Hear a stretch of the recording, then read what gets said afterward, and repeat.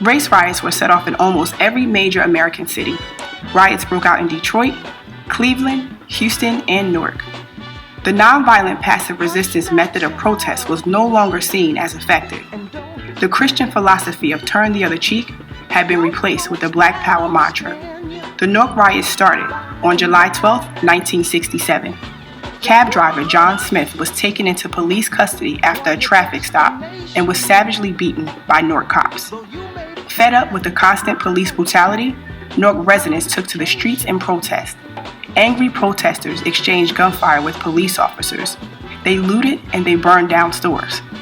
Newark police did not have the manpower to quell the uprising. Therefore, the mayor called in the state police and the National Guard to subdue the rioters. Rioting lasted for 4 days.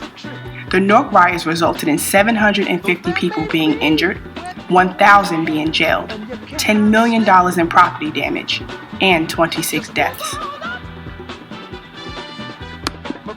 Black pride and Black power were at the center of the civil rights movement of the late 1960s.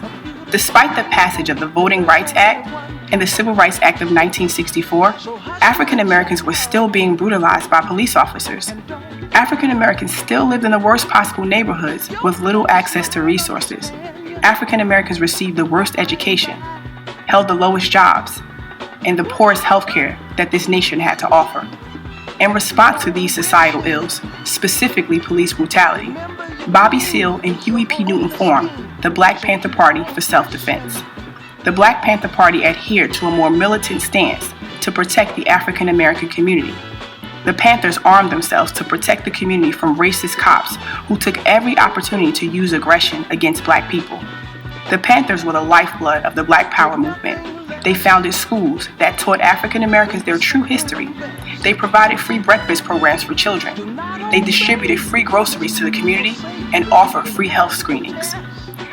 With Black Panther Party chapters sprouting up all over the country and in many parts of the world, the American FBI sought to destroy them. The FBI used spies and infiltration to jail Panther leaders, spread dissension, and to kill the Panthers' momentum. Eventually, the Black Panther Party crumbled due to political pressures, the fracturing of leadership, and widespread drug abuse in the Black community. Just move on up. Move on up. We move on up. Watch out, we just move on up. We move on up. Move on up.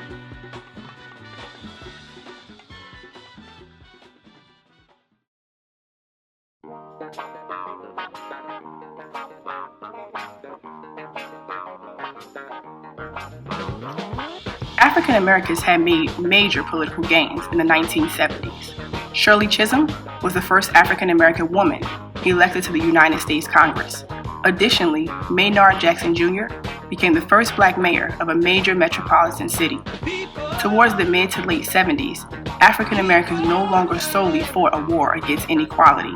They fought a war on poverty, lack of mobility, and from the decay within the community.